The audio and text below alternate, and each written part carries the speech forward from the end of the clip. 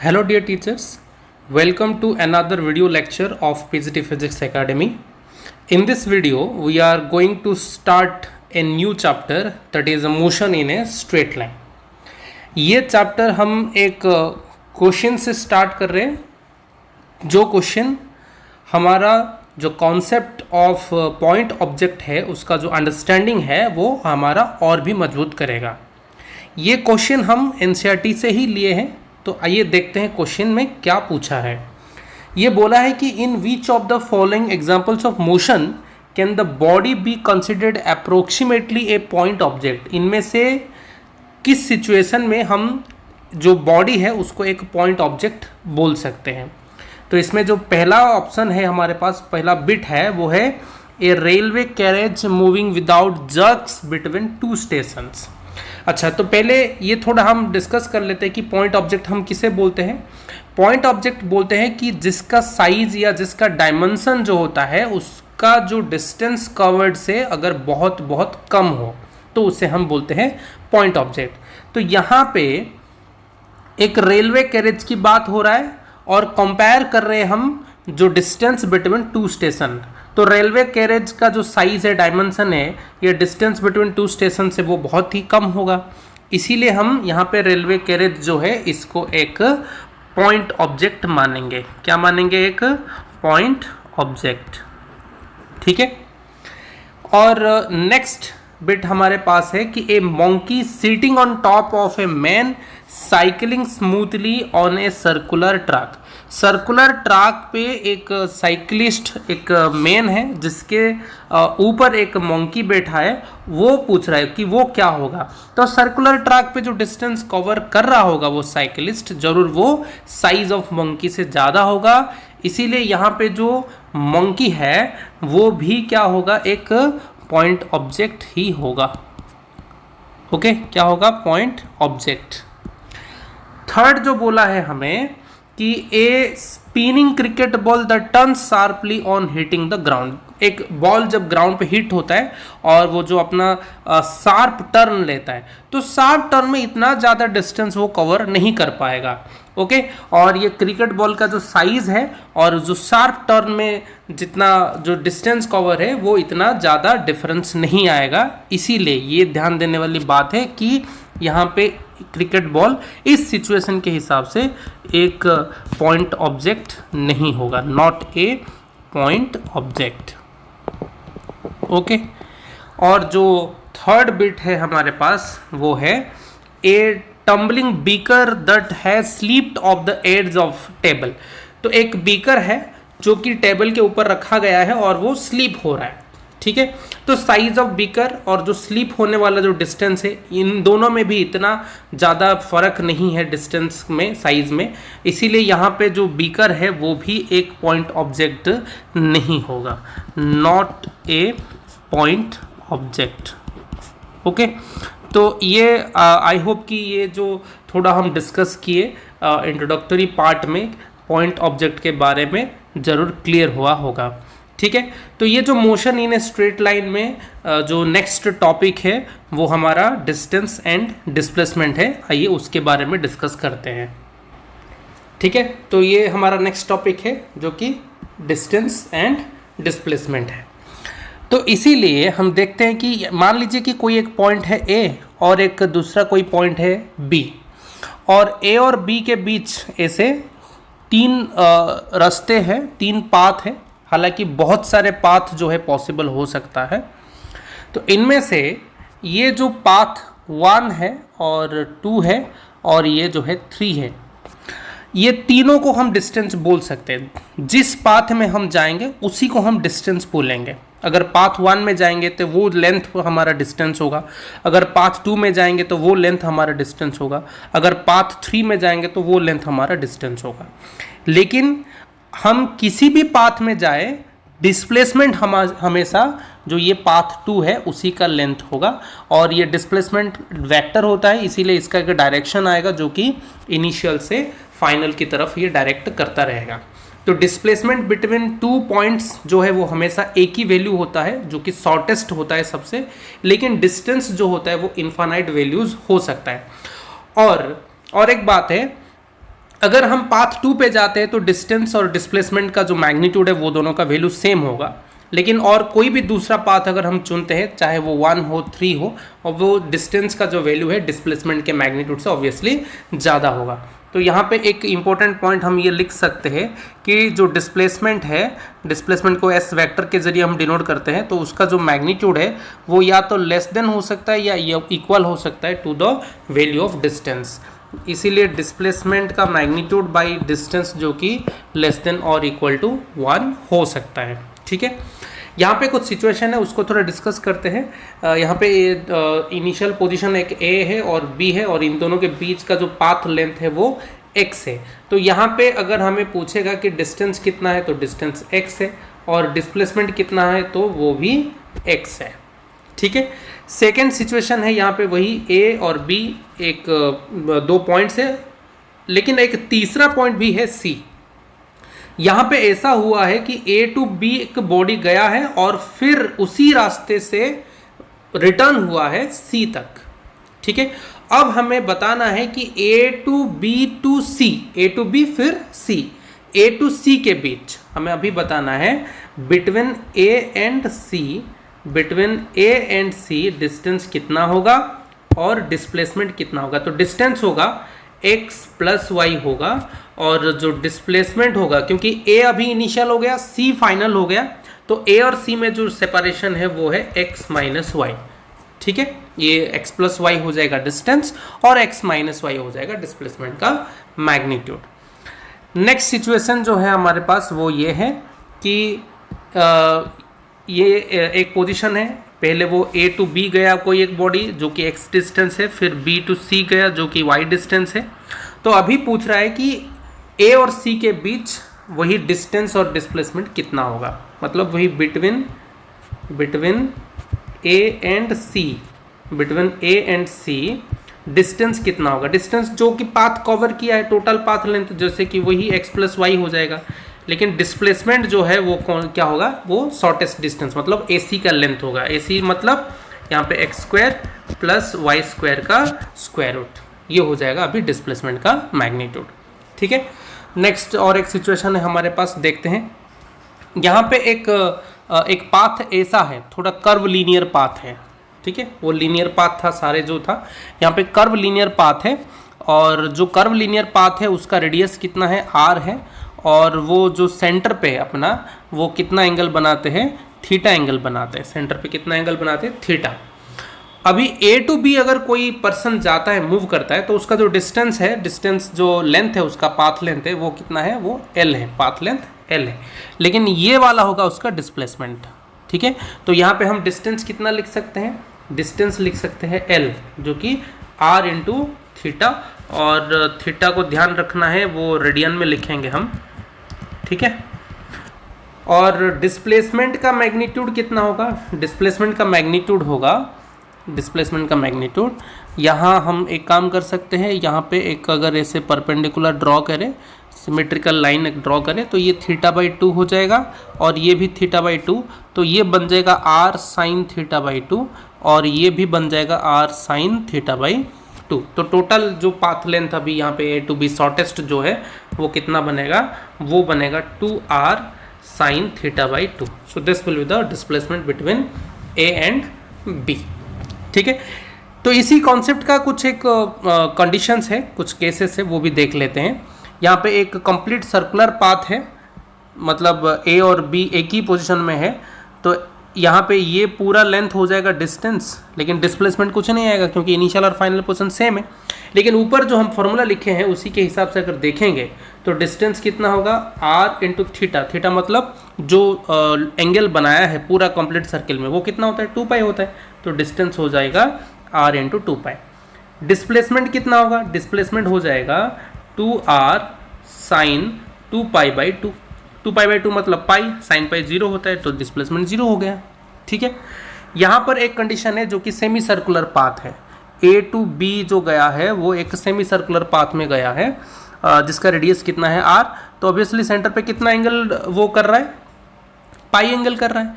तो अभी इसी फॉर्मूले के हिसाब से अगर देखेंगे डिस्टेंस तो कितना होगा, डिस्टेंस हो जाएगा r इंटू थीटा, थीटा मतलब पाई, और डिस्प्लेसमेंट कितना हो जाएगा, डिस्प्लेसमेंट हो जाएगा, फॉर्मूला हमारे पास कितना है 2r साइन थीटा बाई 2 मतलब पाई बाई 2, साइन पाई बाई 2 मतलब 90 मतलब ये हो जाएगा 2r, ये हो गया डिस्प्लेसमेंट का मैग्नीट्यूड। ठीक है, नेक्स्ट सिचुएशन हमारे पास क्या है, नेक्स्ट सिचुएशन है कि इस पाथ में गया है ए टू बी, ऐसे गया है और यहाँ पर एंगल कितना बना रहा है, पाई बाई 2 एंगल बना रहा है।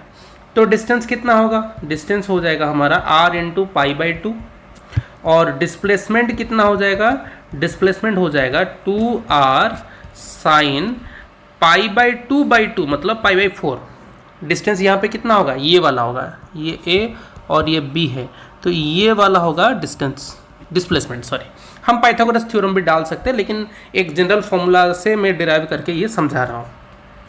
तो ये हो जाएगा 2r साइन पाई बाई 4 मतलब 1/√2 और ये हो गया √2r।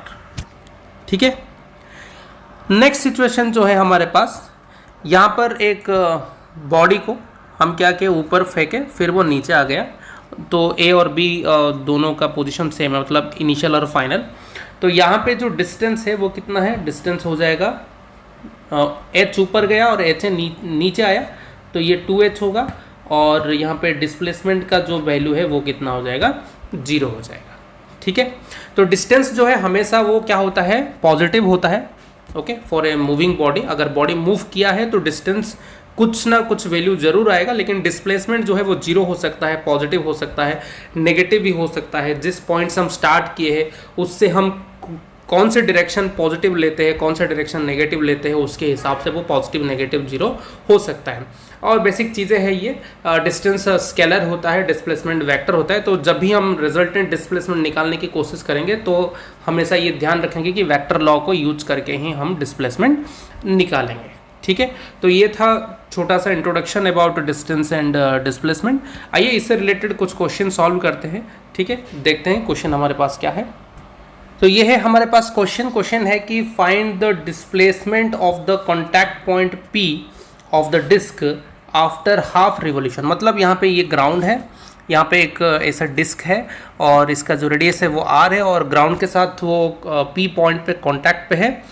जब ये डिस्क ऐसे रिवॉल्व करेगा, जब हाफ रिवोल्यूशन करेगा, तो तब इस पॉइंट P का डिस्प्लेसमेंट कितना होगा ये पूछ रहा है। ठीक है, तो मान लेते हैं कि ये जो डिस्क आफ्टर हाफ रिवोल्यूशन ये यहाँ तक पहुँचा होगा। ठीक है, ये यहाँ तक पहुँचा होगा और इस पॉइंट P का जो मोशन है वो कैसा हुआ होगा, ऐसे हुआ होगा, हाफ रिवोल्यूशन में ऐसे हुआ होगा। ठीक है, कर्व थोड़ा हुआ होगा। तो ये जो डिस्टेंस है यहाँ से यहाँ तक का जो डिस्टेंस है वो तो 2r है और ये जो डिस्टेंस है ये कितना होगा, पाई r होगा। कितना होगा, पाई r होगा। तो हमें पूछ रहा है डिस्प्लेसमेंट, पूछ रहा है क्या पूछ रहा है, डिस्प्लेसमेंट। मतलब यहाँ से यहाँ तक ये वाला जो स्ट्रेट लाइन ये पूछ रहा है हमें डिस्प्लेसमेंट, क्योंकि ये जो पाथ है ये तो कर्व है। ठीक है, ये डिस्प्लेसमेंट नहीं होगा, ये डिस्टेंस होगा। तो हमें पूछ रहा है डिस्प्लेसमेंट। ठीक है, तो मतलब ये मान लो P है और ये P डैश है, ये P से P डैश का जो सेपरेशन है वो मांग रहा है। तो P डैश और ये वाला पॉइंट जो ये एक राइट एंगल ट्राइंगल बना रहे हैं और ये बेस पाई r है, ये परपेंडिकुलर 2r है। तो इसका जो वैल्यू है, जो डिस्प्लेसमेंट है P डैश, तो हम लिख सकते हैं पाई r का स्क्वायर प्लस 2r का स्क्वायर, इसका स्क्वायर रूट। तो ये हो गया pi square r square plus ये 4r स्क्वायर का स्क्वायर रूट। r स्क्वायर अगर कॉमन निकालेंगे तो ये r हो गया square root of pi square plus 4। ठीक है, तो ये हो गया डिस्प्लेसमेंट। और ये जो P से P डैश है इसका जो डिस्टेंस है ये कितना होगा, ये आप लोग मुझे कमेंट में ज़रूर बताइए। ठीक है, तो आइए चलते हैं नेक्स्ट क्वेश्चन देखते हैं। तो ये क्वेश्चन है हमारे पास कि a body moves 3 metre east, 4 metre north, 5 metre 37 degree east of north. Find distance and displacement from the starting point. ठीक है, तो इसको समझते ही क्या बोला है, ये जो हमारा XYZ जो कार्टेशियन कोऑर्डिनेट सिस्टम है, इसमें हम नॉर्थ ईस्ट ये सारे डायरेक्शन को रिप्रेजेंट कर सकते हैं। इसमें हम कैसे रिप्रेजेंट करते हैं, ये जो पॉजिटिव वाई एक्सिस है इसको हम नॉर्थ रिप्रेजेंट करते हैं और ये इसको ईस्ट रिप्रेजेंट करते हैं, ठीक है। ये बोला है 3 मीटर ईस्ट, 3 मीटर ईस्ट मतलब यहाँ ऐसे 3 मीटर गया है। फिर 4 मीटर नॉर्थ, ठीक है, ये हो गया 4 मीटर नॉर्थ, 4 मीटर नॉर्थ। फिर कैसे गया है, 5 मीटर गया है 37 degree east of north. East of north का ये इसका जो मतलब है कि ईस्ट के तरफ गया है, नॉर्थ के साथ 37 डिग्री बनाया है। ईस्ट के तरफ गया है लेकिन एंगल किसके साथ बनाया है, नॉर्थ के साथ बनाया है, ठीक है। तो ये जो एंगल है, ये वाला एंगल 37 डिग्री है ईस्ट ऑफ नॉर्थ, और ये इसका जो लेंथ है वो कितना है, वो 5 मीटर है।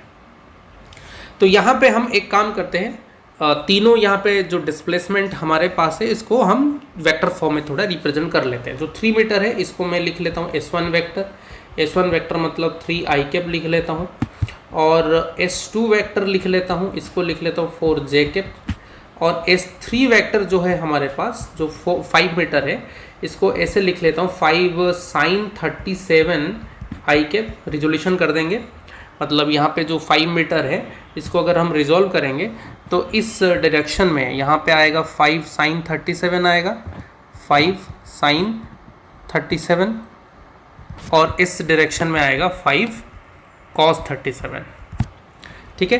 तो 5 sin 37 i cap plus 5 cos 37 j cap. sin 37 का वैल्यू होता है 3/5, 3/5, और ये cos 37 का वैल्यू होता है 4/5। तो ये हो गया 3 i cap plus 4 j cap. तो हमारा अभी टोटल डिस्प्लेसमेंट जो बनेगा, टोटल डिस्प्लेसमेंट बनेगा S1 vector plus S2 vector plus S3 vector. तो S1 वेक्टर अगर ये तीनों को ऐड करेंगे तो ये टोटल बन जाएगा 6 i cap plus 8 j cap, 6 i cap plus 8 j cap. मतलब इसको अगर हम अभी रिप्रेजेंट करेंगे इस कोऑर्डिनेट सिस्टम में, तो 6 i कैप मतलब इस तरफ हो गया 6 i कैप, जो कि ये हम रिप्रेजेंट करते हैं ईस्ट, और ये नॉर्थ मतलब इस तरफ हो गया 8, ये हो गया 8। तो रिजल्टेंट डिस्प्लेसमेंट हो गया ये वाला, ये हो जाएगा रिजल्टेंट डिस्प्लेसमेंट। इसका मैग्नीट्यूड कितना होगा, इसका जो मैग्नीट्यूड है वो कितना होगा, 6 का स्क्वायर प्लस 8 का स्क्वायर, स्क्वायर रूट, जो कि 10 मीटर होगा। कितना होगा, 10 मीटर। और डिस्प्लेसमेंट को रिप्रेजेंट करना है, वेक्टर को रिप्रेजेंट करना है, तो हमें एंगल थोड़ा रिप्रेजेंट करना होगा। तो अगर ये वाला एंगल मैंने ले लिया थीटा, तो tan थीटा कितना लिख पाएंगे, tan थीटा कितना लिख पाएंगे, 8/6, 8/6 मतलब 4/3। वही होगा कि थीटा हो जाएगा हमारा 53 डिग्री। कितना होगा, 53 डिग्री। लेकिन ये 53 डिग्री किसके साथ बना रहा है, ईस्ट के साथ, मतलब इसके साथ वही 37 डिग्री ही बनाएगा। कितना बनाएगा, 37 डिग्री बनाएगा। ओके, तो हम लिख पाएंगे कि रिजल्टेंट डिस्प्लेसमेंट जो है उसका जो मैग्नीट्यूड है वो कितना है, डिस्प्लेसमेंट का जो मैग्नीट्यूड है वो है 10 metre 53 degree, 10 metre 53 degree north of east, ऐसे लिख सकते हैं। और 37 डिग्री, वही जो क्वेश्चन में लिखा है कि ईस्ट ऑफ नॉर्थ, ये भी लिख सकते हैं। ओके, डिस्टेंस कितना होगा, डिस्टेंस में कोई परेशानी नहीं है। डिस्टेंस में हमें सिर्फ क्या करना है, उसको ऐड करना है, डिस्टेंस में ऐड करना है। तो कितना होगा, एक तो 3 मीटर था, फिर 4 मीटर था, फिर 5 मीटर था, तो ये हो गया 7 + 5 12 मीटर, ये हो गया टोटल डिस्टेंस। ठीक है, तो चलिए और एक क्वेश्चन डिस्कशन करते हैं। तो क्वेश्चन है हमारे पास कि a ball falls from a height 10 metre and raises half of the previous height after each collision with the ground. Find the total distance and displacement of the ball when comes to rest. अच्छा, तो ये ऐसे बोला है कि अगर ये ground है, यहाँ से कोई एक बॉल ऐसा है, ये ग्राउंड पे ऐसे हिट हुआ और ये हाइट कितना है 10 मीटर। तो यहाँ पे एक कोलिजन हुआ और उसके बाद वो कितना राइज हुआ, इसका जो आधा हाइट है, half of the previous height मतलब 5 मीटर। फिर ये 5 मीटर नीचे गिरेगा, ओके। फिर यहाँ पे कोलिजन होगा, फिर वो कितना राइज होगा, इसका आधा राइज होगा, मतलब कितना 2.5 मीटर, 5 का आधा। फिर नीचे आएगा 2.5, फिर ऐसे आधा होते होते होते इन्फिनाइट कॉलिजन्स होगा और उसके बाद ये रेस्ट पे आएगा। तो यहाँ पे पहले लिख लेते हैं डिस्प्लेसमेंट कितना होगा। तो डिस्प्लेसमेंट हो जाएगा हमारा 10 मीटर, ठीक है, क्योंकि ये इनिशियल पोजीशन है और ये फाइनल पोजीशन है, तो शॉर्टेस्ट ये वाला हो जाएगा डिस्प्लेसमेंट, ये हो जाएगा 10 मीटर। लेकिन डिस्टेंस के लिए ये प्लस ये प्लस ये प्लस ये ऐसे हमें सारा प्लस करना होगा, ठीक है। तो डिस्टेंस के लिए हम क्या करेंगे, distance is equal to 10 plus 10/2 ऐसे 2 है, प्लस 10/4 ऐसे फिर 2 है, प्लस 10/8 ऐसे 2 है, ठीक है, प्लस ऐसे कितना है, इन्फिनाइट है। तो इसको सॉल्व कैसे करेंगे, यहाँ से 10 अगर कॉमन निकाल लें तो ये हो जाएगा 1 प्लस ये 2/2 कैंसिल हो गया, ठीक है। एक काम करते हैं, पहले 10 इधर लिख लेते हैं, प्लस अभी जो बचा हुआ है वहाँ से 10 कॉमन निकाल लेते हैं। तो ये कितना हो जाएगा, 2 cancel, 1 plus 1/2 plus 1/4 plus so on. तो ये जो है ये वाला एक्सप्रेशन हमारा क्या बन रहा है, इन्फिनाइट जीपी, जियोमेट्रिक प्रोग्रेशन बन रहा है। इसको कैसे सॉल्व करेंगे देखते हैं। s is equal to distance is equal to 10 plus 10, इसका क्या फॉर्मूला है, a/1 माइनस r। ये अगर r लेस देन 1 है तो यहाँ पे जो a है फर्स्ट टर्म है वो 1 है और जो कॉमन रेशियो r है वो 1/2 है, इसीलिए ये वाला फॉर्मूला हम यूज कर सकते हैं। तो a मतलब फर्स्ट टर्म 1 है, बाई 1 माइनस r मतलब कॉमन रेशियो जो कि 1/2 है। तो ये हो जाएगा 10 प्लस 10 इंटू 10 प्लस ये अगर सॉल्व करेंगे तो ये कितना होगा, 1/1 माइनस 1/2, तो ये हो जाएगा 2, ठीक है। तो ये कितना आ जाएगा हमारा 30 मीटर, कितना हो जाएगा 30 मीटर। टोटल डिस्टेंस कितना हो गया, 30 मीटर हो गया, ठीक है। तो ये था हमारा मोशन इन स्ट्रेट लाइन का जो फर्स्ट टॉपिक हम डिस्कस किए, डिस्टेंस एंड डिस्प्लेसमेंट के बारे में, ठीक है। अगर चैनल को फर्स्ट टाइम विजिट कर रहे हैं तो इसको ज़रूर सब्सक्राइब कीजिए और वीडियो को लाइक और शेयर ज़रूर कीजिए। Thank you.